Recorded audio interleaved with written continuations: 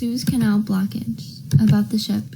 The Ever Given is the ship, and it stretches out to about 1,300 feet. For reference, the Empire State Building is nearly this tall.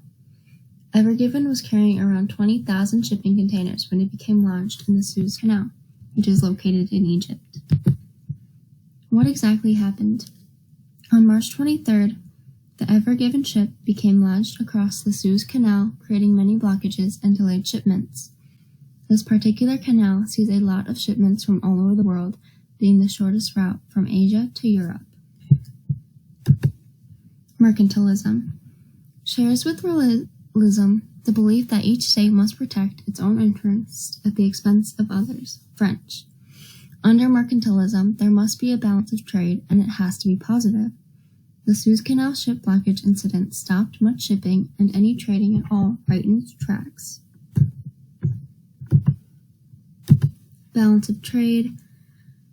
So this situation happened to tip the balance of trade to a negative side because shipments were not able to get where they needed to go, being as exports could not go out and neither could imports come in.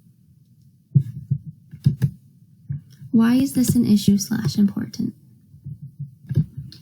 Pippa Stevens from CNBC states in her article, another attempt to clear ship blocking Suez Canal fails as economic impact mounts that, with one of the world's busiest waterways at a standstill, the knock-on effects are building. Oil prices jumped amid certain speculations that it was going to take weeks to dislodge the ship.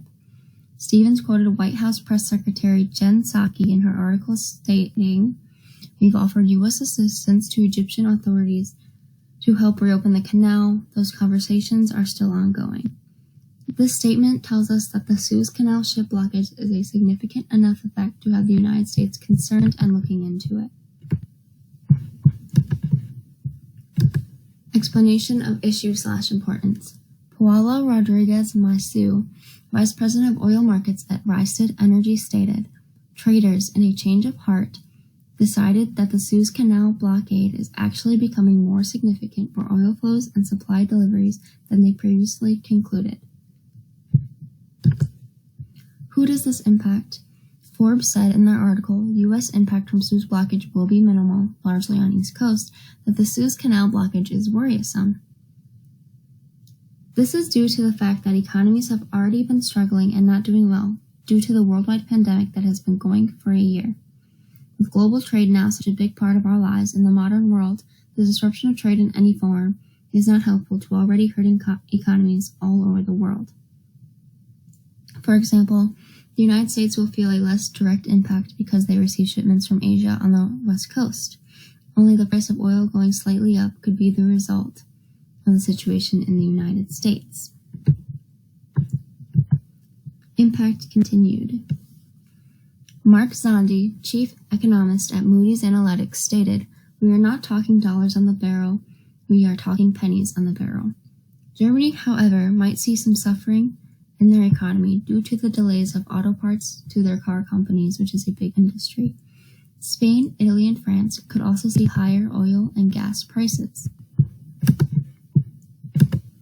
Economic globalization. Applying economic globalization to this issue, we see how this situation can and will disproportionately affect certain countries and economies more than others. This is due to the unequal wealth distribution that is in our world. In his explanation of economic globalization, Stuart French, in his video, World Politics Module 6, states that the world economy has generated wealth at an accelerated pace in the past 2 centuries and is increasingly integrated on a global scale, although with huge inequalities in the world. Economic globalization summary. This is why other countries could be seeing a much bigger and much worse impact due to this situation. Many countries in Europe, like Spain or Germany, could be affected in many more severe ways than the United States could or will be, and this situation affects the world disproportionately. When bringing economic globalization to the table, we can see how the Suez Canal ship blockage situation can disproportionately affect certain countries and their economics in the world. Like, for example, in this instance, where the United States may only see higher oil and gas prices, whereas Germany could see some of its industries struggling and its economy struggling because of the shipment blockages.